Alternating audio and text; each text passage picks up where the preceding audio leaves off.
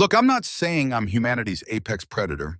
That title belongs to grizzly bears and great white sharks, and the aliens learned that lesson the hard way up in Alaska. 1,700 pounds of angry brown fur versus advanced plasma weaponry. The bear won. Twice. But I am a 32-year-old park ranger who spent 5 years searching for her missing sister across 50,000 acres of Oregon wilderness. I know every cave system in Cascade Ridge, every game trail, every place where the Douglas firs grow so thick that GPS signals die and compasses spin in confused circles. I know which streams run cold enough to hide your thermal signature and which rock formations create natural blind spots against orbital surveillance.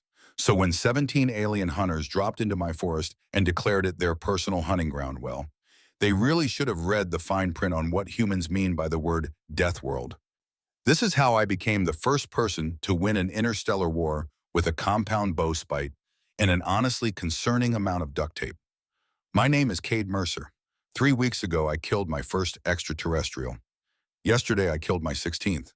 And right now, I'm standing in my ranger station watching the cleanup crews bag what's left of Commander Vorkel's elite hunting squad while federal agents pretend they understand what just happened here. They don't. But I'm getting ahead of myself. Let me back up. Day 1. The black SUVs arrived at 0600 on a Tuesday morning, which was my first clue that something had gone catastrophically wrong with someone's operational security. Federal agents don't visit Cascade Ridge Ranger Station.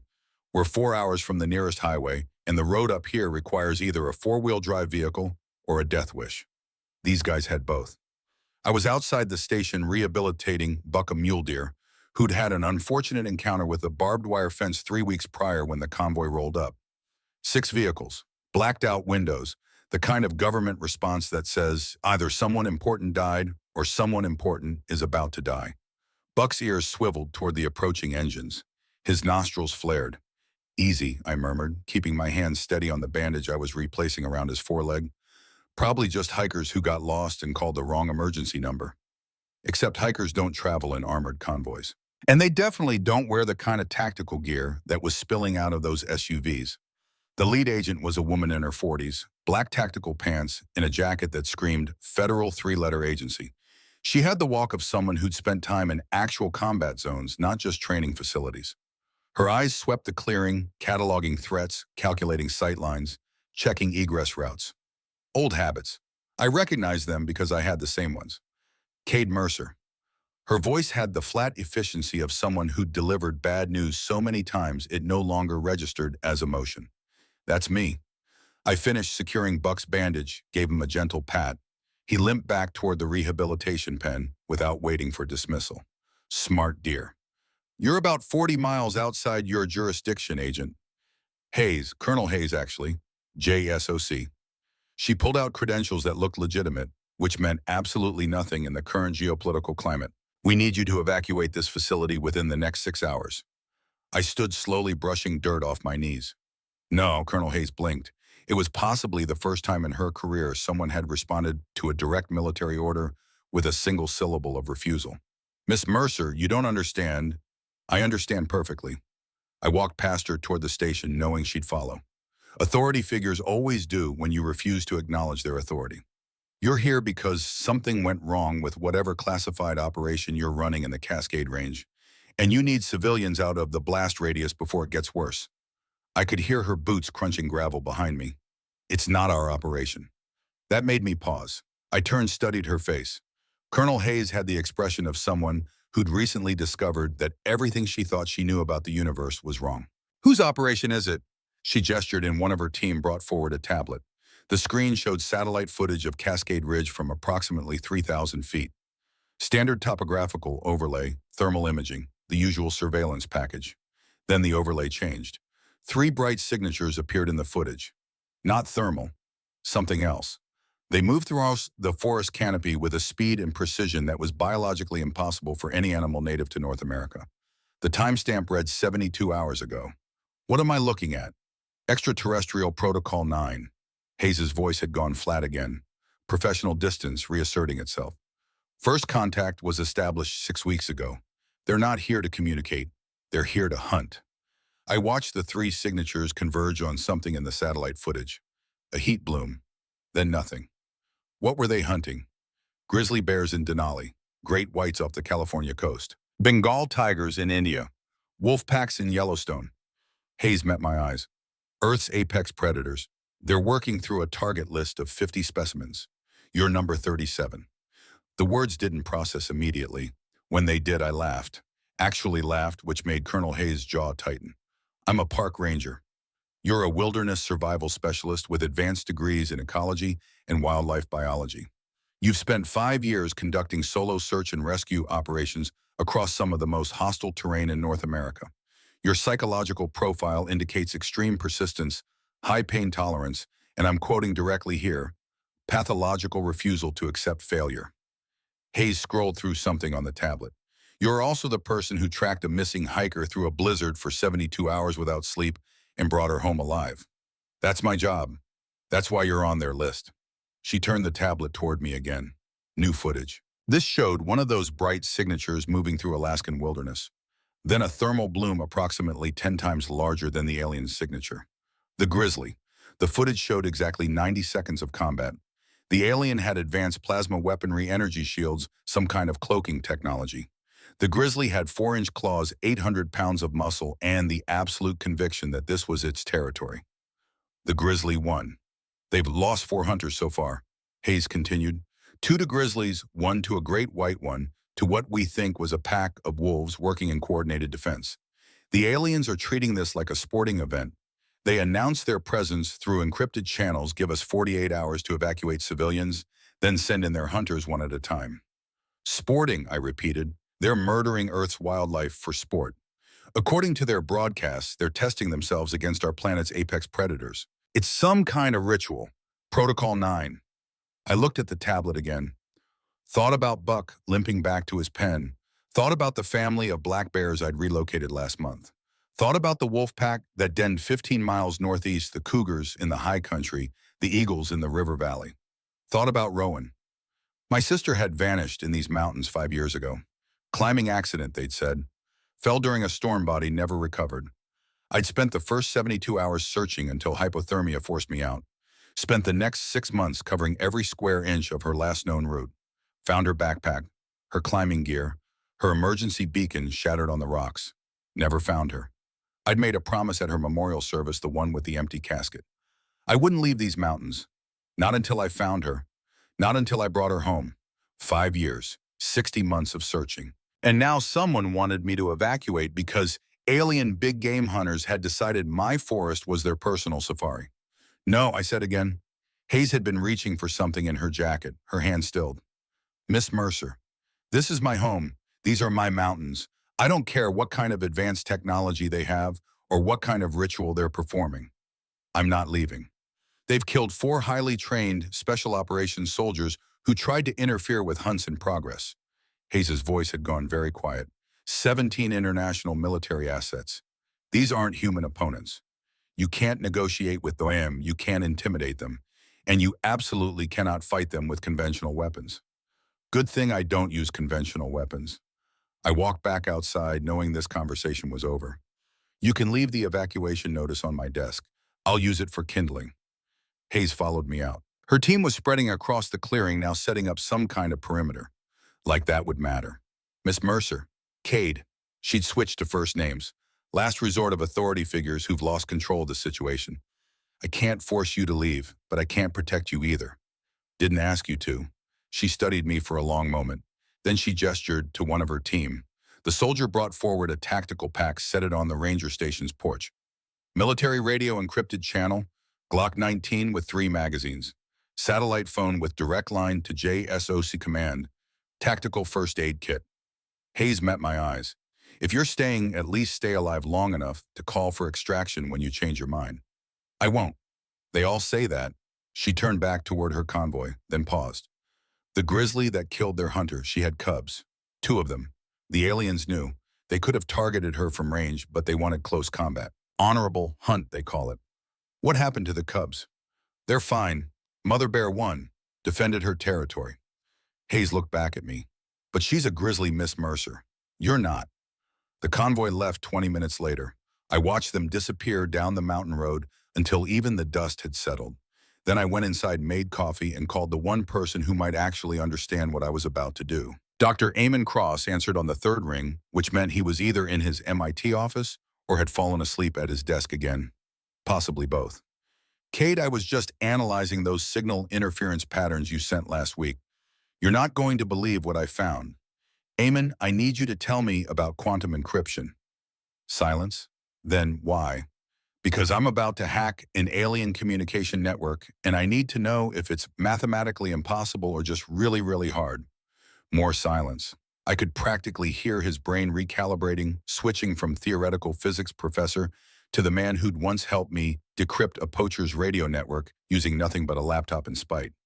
Start from the beginning, he said, and Cade, don't leave anything out. I told him about Protocol 9, about the hunters, about Colonel Hayes and her evacuation order, about the grizzly bear who'd defended her cubs and won. When I finished, Amon was quiet for exactly 7 seconds. I counted. They're using quantum entangled encryption, he said finally. Your signal interference, that was their communication network. It's bleeding into the electromagnetic spectrum because they're broadcasting on frequencies we don't normally monitor. They want us to know they're here. It's part of the ritual. Can you crack it? Mathematically impossible is a strong phrase, Cade. Let's say theoretically inadvisable given current computational limitations, and Amon, I'll need 48 hours, maybe less if they're as arrogant as they sound. Quantum encryption is unbreakable if you're trying to intercept the signal. But if they're broadcasting openly, that means they're not worried about eavesdropping, which means they left a back door. Exactly. I could hear him typing now, that familiar rapid-fire clicking that meant he was already 6 steps ahead of the conversation. Send me everything, every frequency, every signal burst, every piece of interference. I'll build a decryption algorithm. And if it works, then you'll be able to listen to everything they're saying, their tactical communications, their targeting data, their weaknesses. I was going to say their next moves, but yes, that too. Amon paused. Cade, you understand this is insane. You're talking about fighting an alien species that has faster-than-light travel plasma weaponry and technology so advanced it makes our best military hardware look like sharpened sticks. They're hunting in my forest, Amon. Your forest is 50,000 acres of federally protected wilderness. My forest, I repeated. My mountains, my territory. And if they want to come here and play their games, they're going to learn why humans became apex predators in the first place. Another pause, then quieter. You're thinking about Rowan.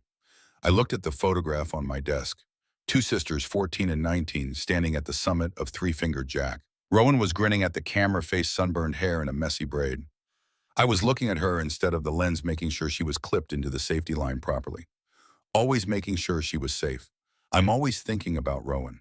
Then think about this. She'd tell you to run. She'd tell you that staying here is suicide. She'd do exactly what I'm doing. I cut him off. And you know it. Amon sighed. Send me the data. I'll call you when I have something. Amon sighed. Yeah, thank you. Don't thank me until you survive. And Cade, when you do survive, you're buying me a very expensive bottle of whiskey and explaining how exactly you plan to fight aliens with park ranger equipment. I'll add it to your Christmas list. I hung up before he could argue further. Then I opened the tactical pack Colonel Hayes had left. The radio was military grade, probably cost more than my annual salary. The Glock was clean, well-maintained, utterly useless against armor that could withstand grizzly bear attacks. The satellite phone, though, that was interesting. I turned it on, programmed in Amon's number as contact 1, left contact 2 blank for now. Then I set it on the desk and looked at the topographical maps covering my wall. 50,000 acres. I knew every inch, every trail, every cave system, every seasonal creek bed that ran dry in summer.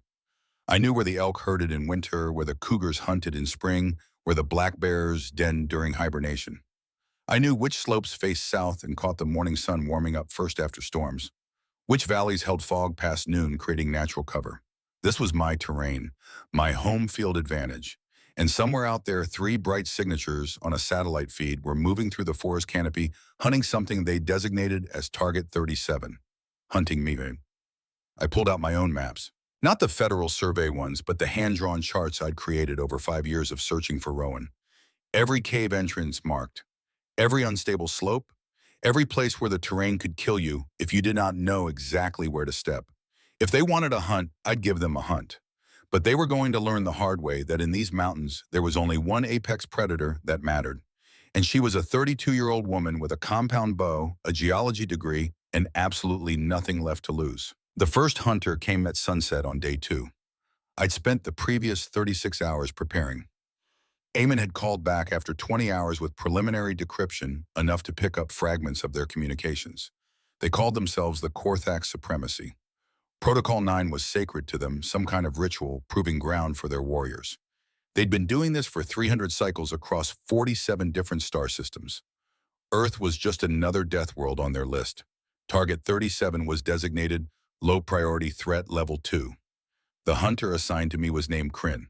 According to the comm chatter Eamon had intercepted, she was new to the hunt. First solo assignment. They were using me as training. That should have been insulting. Instead, it was useful. I'd set up in the clearing near Miller's Creek, 2 miles northeast of the ranger station. Good sight lines, multiple egress roads, and most importantly, I'd been here before. I knew this ground. The compound bow was a PSE Archery full metal jacket model 60-pound draw weight.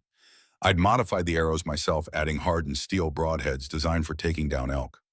Behind that, I had a rope snare I'd built from rescue cable rated for 2,000 pounds of tensile strength.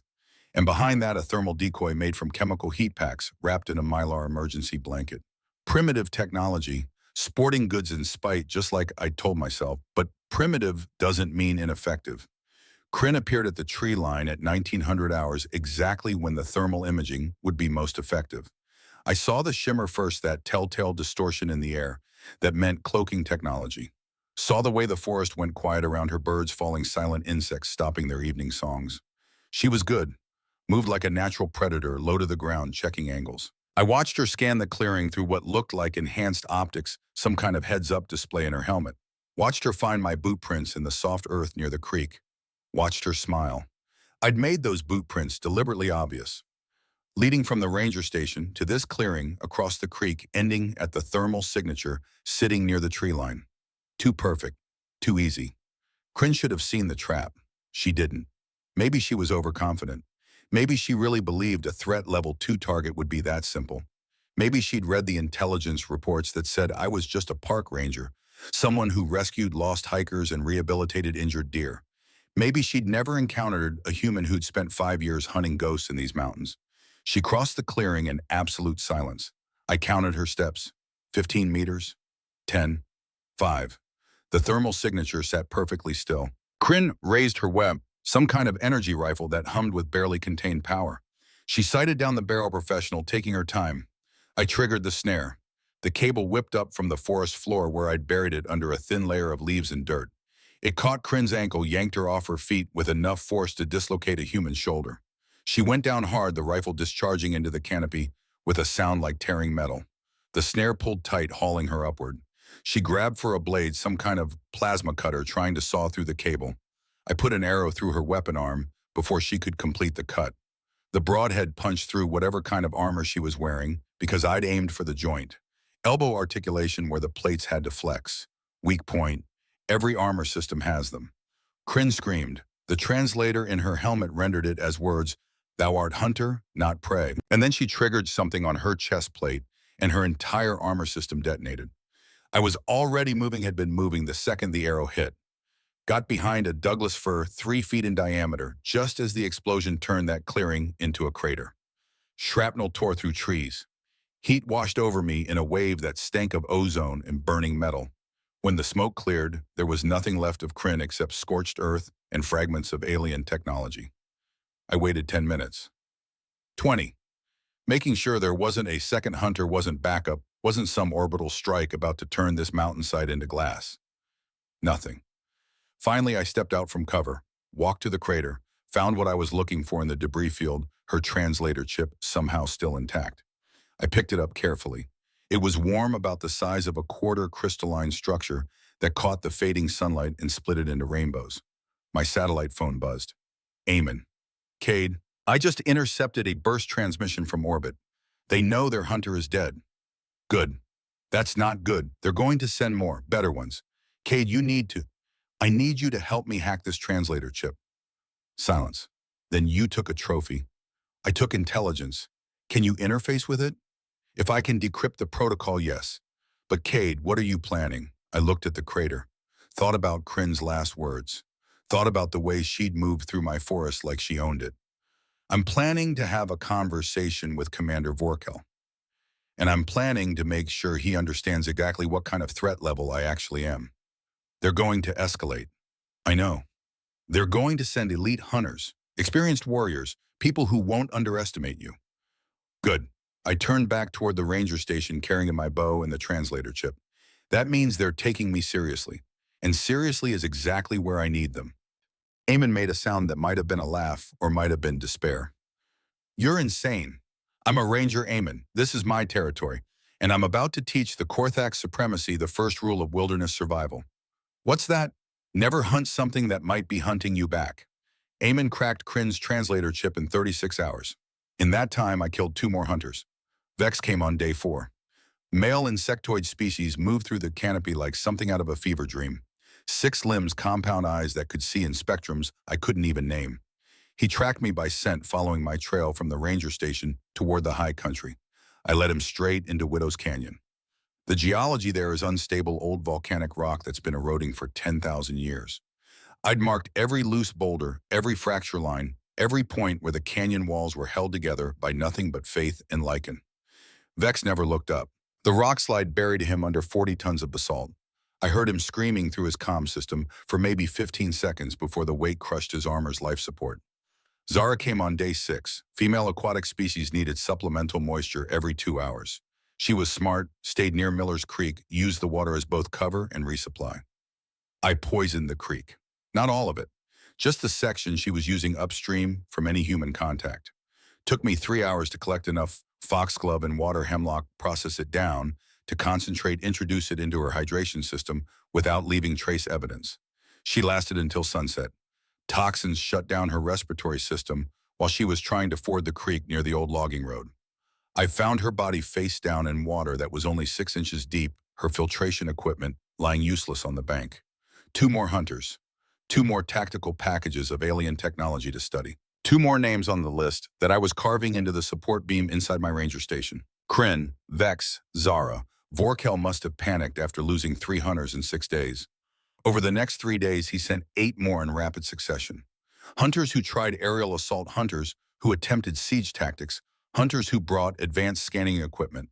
None of it mattered. The mountains knew me. The terrain was mine.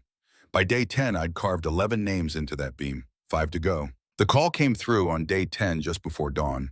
Not Eamon this time. The translator chip activated on its own, projecting a hologram into the center of my station. Commander Thane Vorkel. He was massive. 7 feet tall, 4-armed skin that looked like burnished copper crossed with volcanic glass.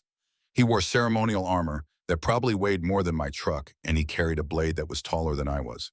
When he spoke, the translator rendered his voice as something between thunder and grinding stone. Human, thy defiance is noted.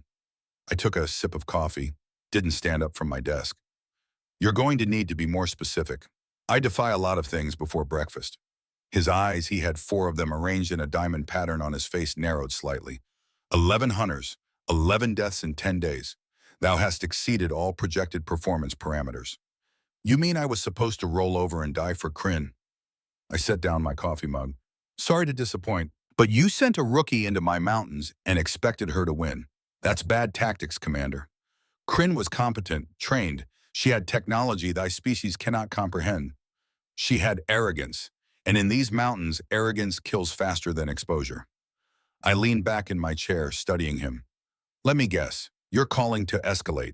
Send in the real hunters. Stop playing with your food. Vorkel's expression shifted. The translator couldn't quite capture it, but I thought it might be respect, or maybe just recalculation. Protocol 9 enters Phase 2, elite hunters, warriors who have claimed apex predators across 17 systems. They will not underestimate thee. Good, I was getting bored. Thou art not what we expected. Yeah, well, your intelligence said I was threat level 2. I'm guessing you're updating that assessment. He inclined his head slightly. Threat level 7, potentially higher. I smiled. Potentially. Why dost thou not flee thy government-offered extraction, safety, survival? Because this is my home. I gestured toward the windows, toward the mountains that were starting to catch the first light of dawn. My sister disappeared in these mountains 5 years ago. I promised I wouldn't leave until I found her. So no, Commander, I'm not running. You want me, you come get me yourself. Forkel was quiet for a long moment. Then Phase 2 begins at nightfall. 5 hunters, coordinated assault. They will not come alone. They will not give thee time to prepare. I've had 7 days to prepare, Commander. That's 6.5 more than I needed. Overconfidence is fatal. So is underestimating park rangers. I walked to the window. Buck was in his pen, healing well, watching the tree line with the kind of attention deer show when predators are near. Tell your hunters something for me. Speak. Tell them the grizzly bear had cubs. She fought because she was protecting them. She won because she knew the terrain, knew her capabilities, and didn't hesitate. I turned back to the hologram. I'm not protecting cubs, Commander. I'm protecting an entire mountain range. And unlike the grizzly, I don't fight fair. The hologram flickered. We shall see, Ranger Mercer. We shall see. He cut the connection. I stood there for a moment, watching the sunrise paint the peaks gold and crimson. Then I picked up my satellite phone, called Eamon. Tell me you have full access to their comm network. Good morning to you, too. He sounded exhausted. Yes, full access as of 3 hours ago. I can hear everything. Command structure, tactical deployment, even their personal logs. Cade, they're terrified of you. 11 hunters in 10 days. They're calling you the forest demon. They should be. No, I mean actually terrified. There's a message thread where they're comparing you to something called a Vexathi apex hunter. Apparently that's a species that went extinct because they were too aggressive to recruit into the supremacy. What happened to them? The supremacy glassed their planet. Eamon's voice went quiet. Cade, if you keep pushing, they might do the same here. They won't. How do you know? Because this is a ritual. Protocol 9 is sacred to them. Vorkal just told me they're escalating to Phase 2, not orbital bombardment. They want to beat me according to their rules. I grabbed my tactical pack, started loading it with equipment, which means I need to break every rule they have. What's the plan? 5 elite hunters, coordinated assault coming at nightfall. I need to know their species, their capabilities, and their weak points. On it, I could hear him typing. Cade, there's something else. I found references to Protocol 9's actual purpose. It's not just sport. What is it? Recruitment. They're looking for apex predators because they're at war with something called the Devourers. They need allies, soldiers. This whole thing is a job interview conducted at gunpoint. I stopped packing. They're trying to recruit Earth's predators to fight their war.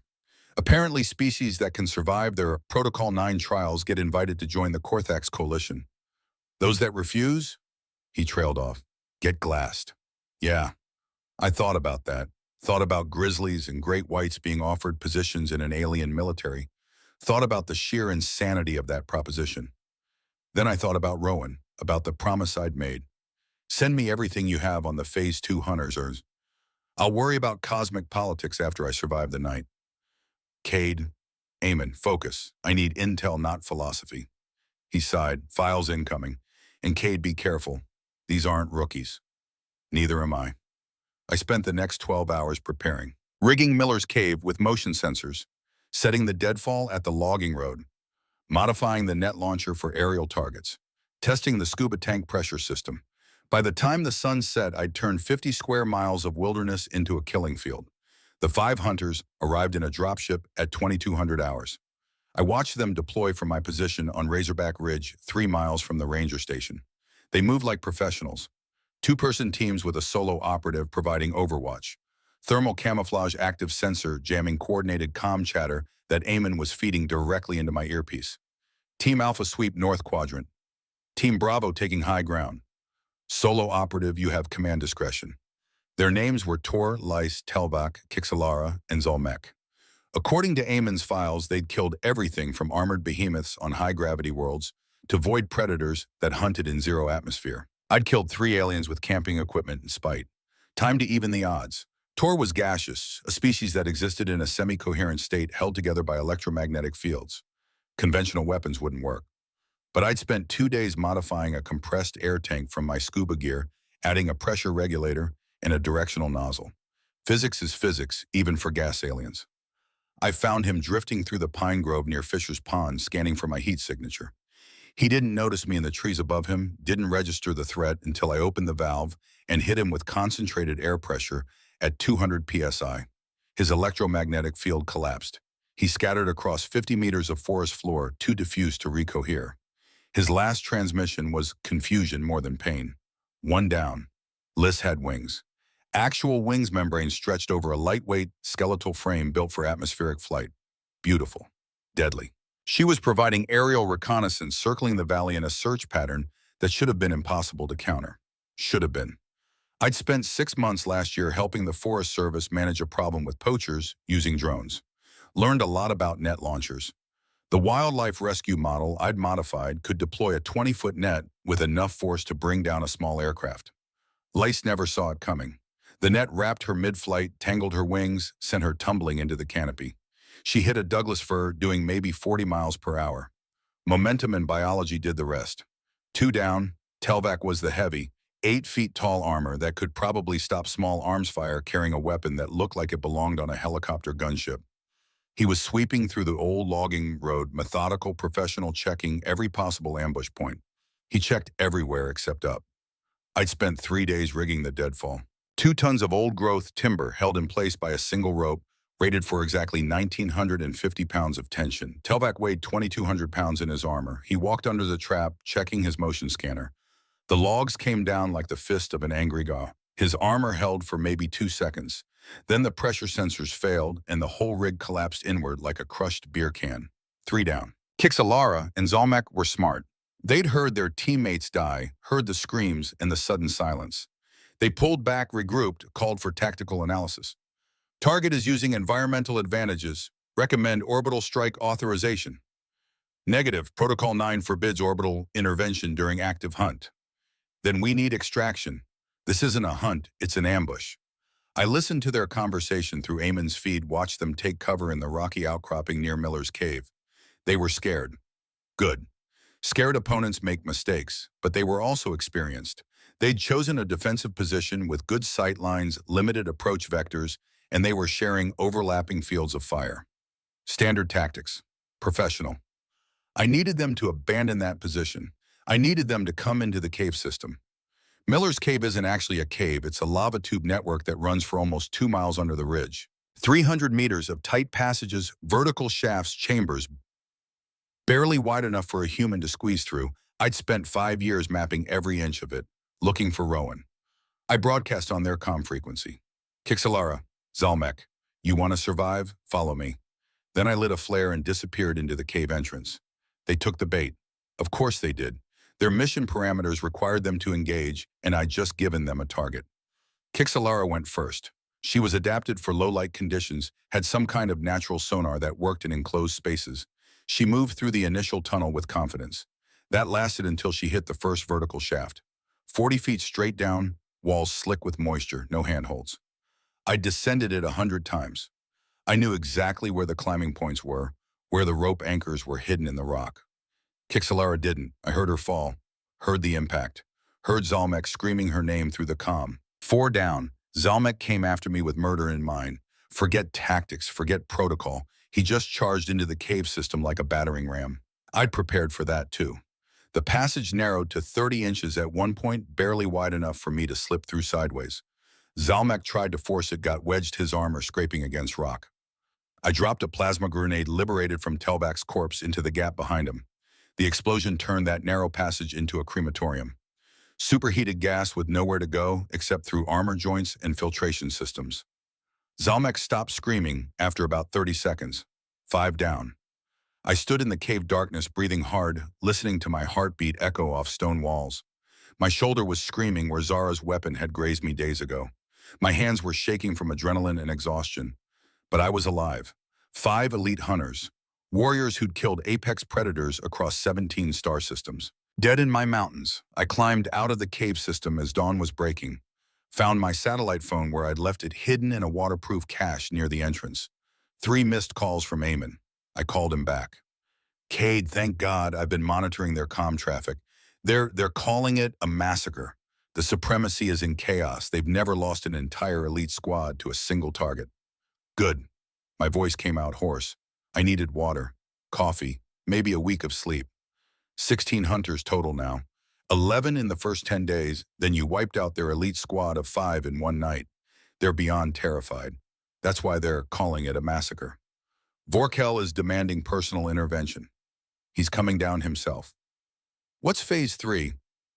I don't know. The files are encrypted above my access level, but Cade, they're talking about you like you're some kind of nightmare creature.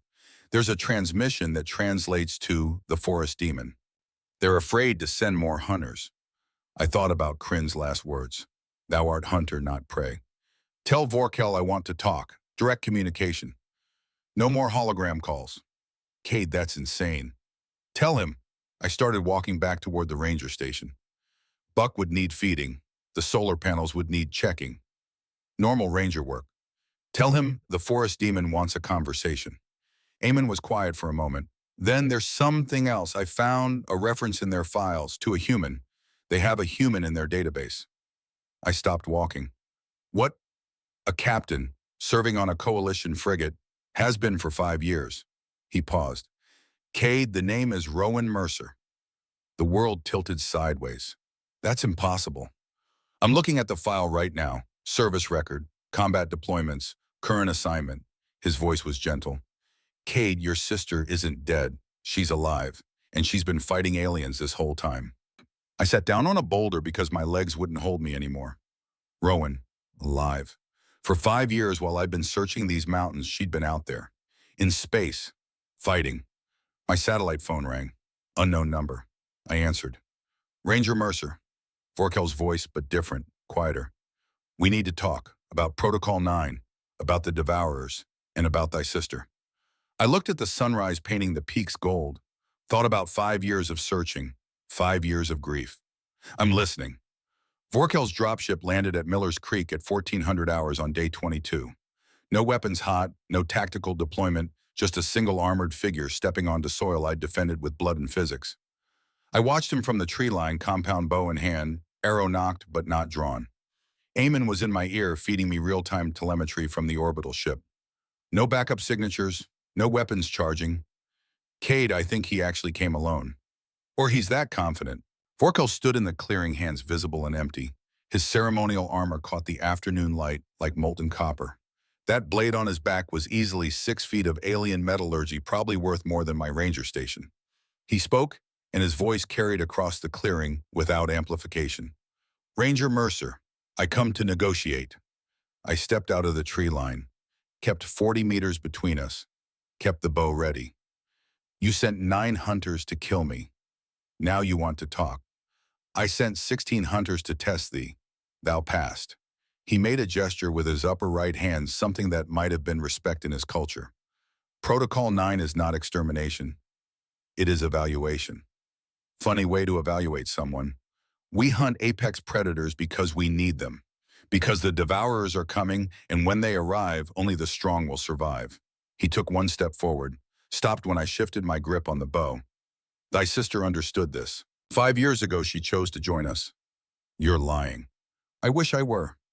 He touched something on his gauntlet, and a hologram flickered to life between us. Rowan. Older than I remembered, wearing armor I didn't recognize, standing on the bridge of a ship that looked like it had been through a war. She was alive. The hologram showed her turning as if someone had called her name. She smiled, and it was Rowan's smile, the one she used to give me when we summited a peak together. This recording is 3 standard cycles old. Thy sister commands the frigate Cascade Ridge. She has fought 17 engagements against Devourer scouts. She has saved 4 colony worlds. She is... He paused, searching for the word. She is formidable. How? My voice came out broken. She fell. I searched for 72 hours. I found her gear, her beacon. She fell. We found her. Scout team conducting preliminary survey of thy planet. Vorkel's voice was almost gentle. She was dying. Exposure, internal injuries. We offered a choice: death on thy mountain or life among the stars. She chose life. And she couldn't contact me, couldn't send a message, tell me she was alive. Coalition protocol forbids contact with developing species during recruitment trials. The contamination would compromise. I don't care about your protocols. The words came out as a scream. She was my sister, and I spent 5 years thinking she was dead. She knows, and she grieves that too. Vorkel gestured at the hologram again. New footage. Rowan sitting in what looked like a ready room talking to someone off camera. My sister is still looking for me. I know she is. Cade never gives up. Never. Her voice cracked. Tell Vorkel when he goes to Earth, when he activates Protocol 9, tell him to find her. Tell him to test her. And if she passes, if she's strong enough, bring her to me. The hologram cut out. I stood there in the clearing with my bow and my grief and the impossible knowledge that everything I'd believed for 5 years was wrong. She asked thee to send me. She did, to test thee, to see if thou had the strength to join the coalition. Vorkel took another step forward. Thou hast proven that strength. 16 hunters, 16 victories. Thou art what we seek. And if I refuse, then I return to orbit. Protocol 9 ends. Earth remains independent. His 4 eyes met mine, but undefended. The devourers will reach thy system in 3 years. When they come, they will strip thy planet to bedrock, consume everything, leave nothing. So join you or die. Join us and live. Train thy species in our ways. Bring warriors to the front lines. When the devourers come, fight them with allies instead of alone. He paused. And see thy sister again. I wanted to shoot him, wanted to put an arrow through his eye and watch him bleed for the choice he'd forced on Rowan, the choice he was forcing on me now. But I thought about that hologram, about Rowan in armor commanding a ship fighting to protect Earth from something I couldn't even imagine. Thought about 5 years of searching when I should have been preparing. One condition, I lowered the bow. You fight me first, hand to hand. No armor advantages, no tech superiority, just skill. I win, I negotiate terms. You win, I accept your offer. Vorkel was quiet for a long moment. Then he began removing his armor. The pieces came off like shedding a second skin. Chest plate, arm guards, leg protection, until he stood in what looked like a simple bodysuit. He kept the blade. Thy terms are acceptable, but know this, Ranger Mercer. I have fought for 300 cycles. I am not one of the 9 thou hast defeated. And I'm not some target on your list anymore. I set down my bow, pulled my hunting knife. I'm the woman who's going to teach the Korthak supremacy that humans don't fight fair. We circled each other in the clearing, predator and prey, except neither of us was sure which was which anymore. Vorkel moved first. Fast, inhumanly fast, that blade coming down in an arc that would have bisected me if I'd been standing still. I wasn't. Rolled left, came up with my knife, went for the joint in his lower right arm. The blade scraped off something harder than bone, drew a line of blood that was copper green. He spun all 4 arms, moving in a pattern I couldn't track, forced me back 3 steps. Thou art quick. You're predictable. I'd been watching him move, watching the way he telegraphed each strike about half a second before it landed. Old habits from 300 cycles of ritual combat. Every swing you drop your upper left shoulder. 300 years and no one's called you on it. His eyes narrowed. The next strike came without the telegraph. I barely dodged it. The blade carved through the air. Where my head had been so close, I felt the displacement. We traded blows. His reach was longer, his strength was greater, but I knew this ground. Knew where the rocks were loose, where the soil was soft, where the roots would trip you if you didn't watch your footing. I led him toward Miller's Creek. Let him think he was driving me back. His blade came down. I sidestepped and he overextended his momentum, carrying him forward onto the creek bank. The rocks there were slick with moss and algae. I'd slipped there myself a dozen times. Vorkel went down on one knee. I was on him immediately, knife going for his throat. He caught my wrist with his upper right hand. His lower left struck my ribs hard enough to crack something. We went down together, rolling in the shallow water, trying to kill each other with the kind of desperate efficiency that comes from knowing the fight is almost over. He was stronger, but I was angrier. My knife found the gap between his ribs, slid in deep enough to puncture something vital. Vorkel gasped, his grip on my wrist loosened. I could have finished it. Could have twisted the blade, ended him one. Instead, I heard hooves. Buck charged out of the tree line, head down, antlers forward. All 150 pounds of rehabilitated mule deer hitting Vorkel's side like a guided missile. The impact separated us. Vorkel rolled away, hand pressed to his side, copper-green blood seeping between his fingers. Buck stood between us, snorting, stamping, ready to charge again. I got to my feet slowly. Everything hurt. Pretty sure Vorkel had cracked at least 2 ribs, maybe punctured a lung. Call it a draw, I managed. Vorkel looked at me, at Buck, at the knife wound in his side that was bleeding, but not fatal.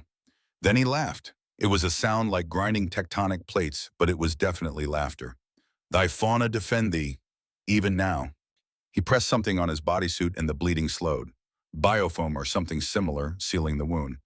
Very well, Ranger Mercer. A draw. We negotiate. We sat on opposite sides of Miller's Creek while Buck watched us with the suspicion of a deer who'd decided humans were idiots, but might be his idiots. Vorkel had reactivated his medical systems.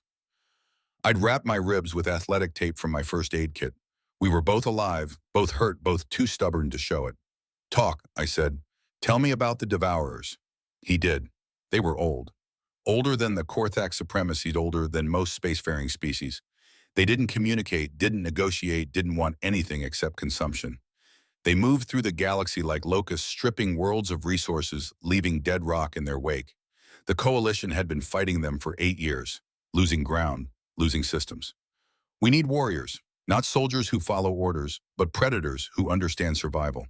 Earth's apex predators, thy grizzlies and great whites, they fight with instinct and ferocity, but they cannot use technology, cannot coordinate, cannot adapt.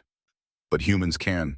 Exactly. Vorkel gestured at the clearing at the evidence scattered across my mountains. Thou hast proven this. 16 hunters. Thou used primitive technology against advanced armor, terrain against superior strength, patience against aggression. This is what we need. You could have just asked. Thy species is not ready for contact. Thy governments would panic. Thy religions would fracture. Thy military would attempt to steal our technology. He met my eyes. But individuals proven through trial they can join without contaminating the whole. So you wanted me specifically. Thy sister requested thee specifically. She said thou art the finest wilderness tactician she has ever known. She said if anyone could pass Protocol 9, it would be thee. He paused. She was correct. I thought about that. About Rowan watching from orbit while I killed 16 hunters. About her knowing what I was capable of, what I'd become in the years since she left. I want terms. Speak. First, Rowan comes home. Groundside. I'm not joining your war without seeing her first. Agreed. Second, no glassing Earth, ever, for any reason. Protocol 9 ends here. No more hunting trials on my planet. Agreed. Thou hast proven Earth's worth. Additional trials are unnecessary. Third, I don't come alone. I train 100 humans in your tactics and ours. We join as a unit, not as individuals. You get 100 warriors who fight like I do. Vorkel considered that. 100 forest demons. The Devourers will be terrified. That's the idea. Agreed. Thou will have the rank of Ranger Commander. Thy unit will be designated Earth Special Tactics, and thou will have full autonomy in thy methods. One more thing. I looked at him across the creek. Eamon Cross, the scientist who helped me crack your encryption. He comes too. Chief Science Advisor for Earth Coalition Partnership. Non-negotiable. A scientist who can break quantum encryption. Vorkel's expression might have been a smile. The Coalition will be pleased. Agreed. I stood up slowly, every muscle screaming, extended my hand across the creek. Then we have a deal, Commander Vorkel. He looked at my hand for a moment. Then he stood across the creek and gripped my forearm with his upper right hand. His lower left hand gripped my opposite forearm. We have a deal, Ranger Commander Mercer. Welcome to the Coalition. Rowan's dropship landed 3 days later. I spent those days cleaning up. Federal agents returned this time with xenobiologists and military analysts and people who wanted to study the alien technology scattered across my mountains. Colonel Hayes was there looking at me like I was something between a hero and a war crime. You killed 16 extraterrestrial combatants with camping equipment. And a geology degree, I added. Don't forget the geology degree. She shook her head. The Joint Chiefs wanted to brief you. The President wants to meet you. Every 3-letter agency in Washington wants to know how you did it. Tell them I was defending my territory, and tell them if they try to weaponize this, if they try to turn Protocol 9 into some kind of military recruitment program, I'll make sure the Coalition knows Earth isn't ready for partnership. Is that a threat? It's a promise. This isn't about Earth dominating the galaxy, Colonel. It's about Earth surviving the next 3 years. I looked past her toward where Vorkel's ship was in orbit, and we're going to need every advantage we can get. The dropship came down in the same clearing where Vorkel and I had fought. Standard Coalition design, all angular armor and weapons that could probably level a city block. The hatch opened. Rowan stepped out. She was taller than I remembered, broader in the shoulders. Her hair was shorter, cropped close in a military cut. She wore armor that had seen combat scorched and patched and still bearing the scars of battles I couldn't imagine. But her eyes were the same, brown with gold flecks, the eyes that used to watch for handholds on climbing routes that used to spot wildlife before I did. She saw me and stopped. Just stopped like all the momentum had gone out of the universe. I walked toward her. Didn't run, didn't rush, just walked like I was approaching a wounded animal that might spook. 10 meters. 5. 3. Cade. Her voice was rough like she'd forgotten how to speak. I'm sorry, I'm so sorry. I wanted to tell you, wanted to call, but they said it would compromise. I hit her, open palm right across the face hard enough to snap her head to the side. Then I wrapped my arms around her and held on like she might disappear again. She hugged back armor-amplified strength, squeezing tight enough that my cracked ribs screamed and I didn't care. You're alive, I managed. You stupid, impossible, wonderful idiot, you're alive. I'm alive. She was crying. I was crying. We were standing in a clearing in the Cascade Mountains, holding each other, while federal agents and alien warriors pretended not to watch. Don't ever do that again. Which part? The falling off a mountain or the joining an alien military? Both, either, any of it. I pulled back enough to look at her face. There were scars there I didn't recognize. Stories written in scar tissue and experience. You're a captain now. Commander, actually. They promoted me after the Proxima Centauri engagement. She smiled, and it was Rowan's smile, mischief, incompetence, and absolute confidence. I've been fighting Devourers for 5 years, sis. Turns out I'm pretty good at it. I've been fighting aliens for 3 weeks. Turns out I'm terrifying. She laughed. Actually laughed the sound I hadn't heard in 5 years. I heard 16 hunters. Vorkel sent me the combat reports. He called you the most dangerous predator he's encountered in 300 cycles. He's being generous. I mostly just made them chase me into traps. That's called tactics, Cade. And according to Vorkel, you're better at it than most coalition commanders. She looked around the clearing at the mountains at Buck, who was watching us from his pen. You're really joining us. On my terms. Training 100 rangers, bringing Eamon, fighting the Devourers my way, not theirs. That's all I ever wanted. She took my hand, squeezed it. Partners again, just like old times. Except now we're fighting planet-eating aliens instead of summiting mountains. Details, she grinned. Ready to save the world, sis. I looked at the mountains I'd defended, at the ranger station where I'd spent 5 years searching, at Buck and the federal agents in the alien dropship. Thought about Rowan alive, Eamon getting access to coalition technology, 100 rangers learning to fight like I'd fought. Thought about the Devourers 3 years out and closing. Yeah, I said. Yeah, I'm ready. 6 months later, and I stood on the bridge of the ESS Cascade Ridge, watching Earth rotate below through the viewport. The ship was human-built with coalition tech, a frigate designed for asymmetric warfare. Fast maneuverable, armed with weapons that mixed human ingenuity with alien engineering. Rowan commanded her like she'd been born to it. Behind me, 97 Rangers were running combat drills. 3 hadn't made it through training. The rest were the most terrifying collection of wilderness tacticians, special forces operators, and former poachers I'd ever assembled. Eamon was in the Science Bay reverse engineering Devourer technology with the kind of manic enthusiasm usually reserved for Christmas morning. Vorkel stood beside me, armor-polished blade sheathed, looking at Earth like it was a puzzle he'd finally solved. Thy planet is beautiful. It's a death world, remember, class 12. Gravity strong enough to crush Vexians, which makes thy species all the more impressive. He gestured at the Rangers training. They learn quickly, fight with creativity, adapt to new challenges. The coalition has gained formidable allies. Just don't forget we're allies, not subordinates. I would not dare. He made that gesture again, the one that meant respect. Thou hast taught me humility, Ranger Commander. A valuable lesson. The comm crackled. Rowan's voice. Cade, we've got a priority transmission from the outer rim. Scout report. Devourer activity near the Helios system. How far out? 2.4 years. They're accelerating. I looked at Earth one more time. Thought about mountains and deer and clearings where I'd fought for survival. Thought about fighting for something bigger now. Set course for the outer rim, I said. Time to show the Devourers what a Death World species can really do. Vorkel's laugh rumbled through the bridge. Protocol 10 Earth strikes back. I approve. The Cascade Ridge turned away from Earth engines burning, heading into the dark where the real war waited. Behind us, Earth kept spinning. Beautiful. deadly, protected by warriors who'd learned to hunt in the most dangerous mountains in the galaxy. And somewhere in the deep dark, the Devourers were about to learn the first rule of wilderness survival. Never hunt something that might be hunting you back.